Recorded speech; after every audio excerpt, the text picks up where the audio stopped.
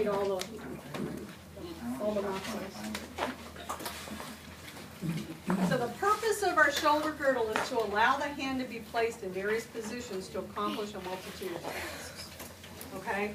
You've got to have a good shoulder to get your hand away from your body to do whatever you want to do. Reach out for that chocolate pudding. Reach out for that cup of coffee.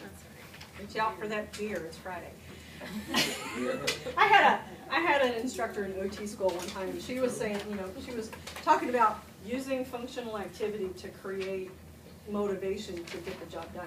She got somebody that acts like they can't do this. Give them their favorite food. Her example was, put a beer in their hand. They'll find a way. You're not going to do that in the clinic, but the point is there. Okay. Do not ignore the shoulder complex when treating the distal upper extremity.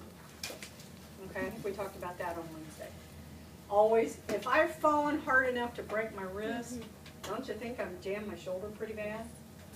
Yeah. Okay. So clarification of some terms. So the shoulder complex and the shoulder girdle are the same thing. Most of the time you're going to see it as shoulder girdle. So basically what we're looking at is scapula, clavicle, and the glenohumeral joint, or the shoulder joint. Okay? So clavicle, scapula, glenohumeral joint. So the humerus where it connects to the glenoid fossa.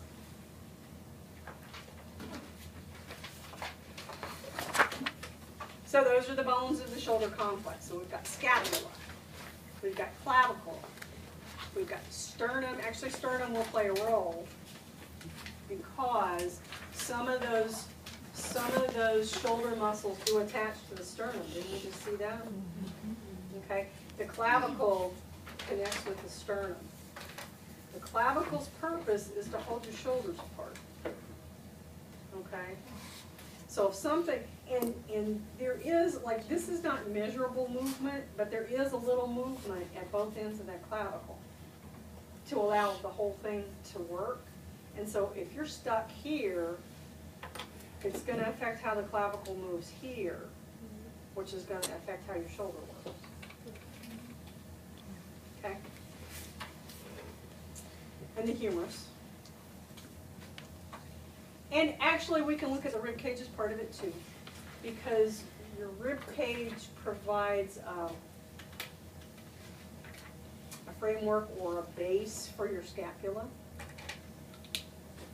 to rotate over.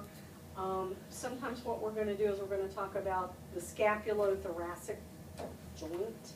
It's not an actual joint. There's not an actual articulation, but that scapula has to glide over the rib cage, over the thorax, in order to rotate to do what it needs to do.